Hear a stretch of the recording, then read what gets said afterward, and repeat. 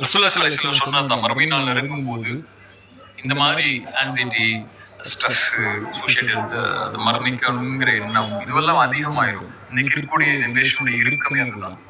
முன்னாடி இருந்த ஜென்ரேஷனுடைய தற்கொலைகளுடைய எண்ணிக்கையும், ரூம்ல அடைச்சு கொண்டு இருட்டில் உட்காரக்கூடிய எண்ணிக்கையும், இன்னைக்கு இருக்கக்கூடிய ஜென்ரேஷனுடைய எண்ணிக்கையும் ரொம்ப அதிகம் இல்லையா? சில சொன்னாங்க, மறுமை நாள் நெருங்கிறதுக்கு முன்னாடி மண்ணறைகள், அதாவது செத்து போன அந்த இடத்தை பார்த்து மனிதன் சொல்லுவான், உன் இடத்துல நான் இருக்கக்கூடாதான்னு ஆசைப்படுறேம்மா.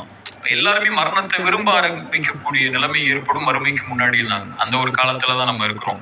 எங்க பார்த்தாலும், யாரை பார்த்தாலும் சோகமா, யாரை பார்த்தாலும் மகிழ்ச்சி இல்லாம, யாரை பார்த்தாலும் எப்ப பார்த்தாலும் இருள்ல உட்கார்ந்து இருக்க மாதிரி, ஐயோ வாழ்க்கை என்னடா வாழ்க்கைங்கிற சொல்ற மாதிரி தான் எல்லாருடைய பெரும்பான்மை மனிதர்களுடைய வாழ்க்கை இருக்கு.